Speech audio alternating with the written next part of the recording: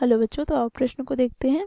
ए बिंदु जिसका निर्देशांक -6, 4 है और बिंदु बी जिसका निर्देशांक 2, -2 है, तो इन बिंदुओं के युग्म के बीच की दूरी हमें ज्ञात करनी है।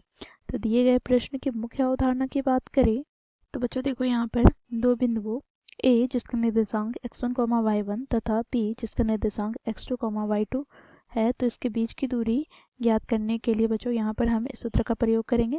तो ए बी बराबर क्या हो जाएगा, तो वर्गमूल x2 - x1 का वर्ग प्लस y2 - y1 का वर्ग। तो दिए गए प्रश्न को बच्चों इस मुख्य अवधारणा की सहायता से हम हल करते हैं। बच्चों देखो, यहाँ पर ए का निर्देशांक हमें क्या दे रखा है, तो -6, 4 और बच्चों देखो बी का निर्देशांक हमें दे रखा है 2, -2। बच्चों यहाँ पर हम x1 की बात करें तो x1 क्या हो जाएगा, तो -6।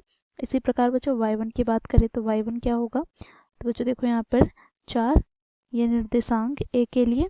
अब बच्चों देखो इसी प्रकार हम बिंदु बी के निर्देशांक की बात करें तो x2 यहाँ पर क्या है, तो x2 बराबर है बच्चों देखो यहाँ पर 2, और y2 की बात करें तो y2 बराबर क्या है, तो -2।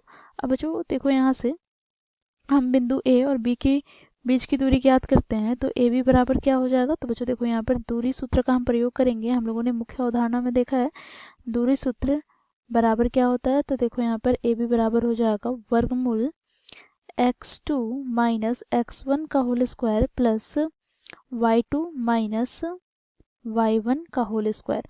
बच्चों देखो यहाँ पर हम मान रखेंगे, तो x2 का मान क्या है बच्चों, तो x2 का मान यहाँ पर 2 है, तो यहाँ पर हम लिखेंगे वर्गमूल 2 माइनस बच्चों x1 का मान क्या है, तो -6, तो माइनस माइनस प्लस हो जाएगा, और 6 का होल स्क्वायर प्लस बच्चों यहाँ पर y2 क्या है, तो -2 और बच्चों y1 क्या है, तो +4, तो यहाँ पर -4 हो गया इसका होल स्क्वायर।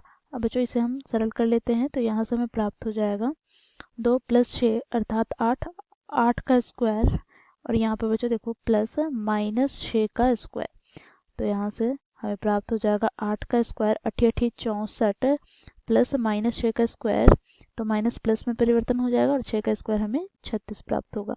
बच्चों देखो यहाँ से हम 64 और 36 को जोड़ेंगे तो हमें प्राप्त हो जाएगा 100, तो 100 का वर्गमूल। अब बच्चों देखो 100 को हम वर्गमूल से बाहर निकालेंगे तो हमें प्राप्त हो जाएगा 10, ठीक है, ±10। अब बच्चों क्योंकि ए बी यहाँ पर दूरी है, तो ए बी अर्थात दूरी कभी ऋणात्मक में नहीं होता है, तो यहाँ से हम धनात्मक वाला मान लेंगे। तो ए बी का मान हमें कितना प्राप्त हो गया, तो 10 इकाई। तो यही हो जाएगा बच्चों हमारा दिए गए प्रश्न का उत्तर। आशा करती हूँ आप लोगों को यह प्रश्न समझ में आया होगा। धन्यवाद।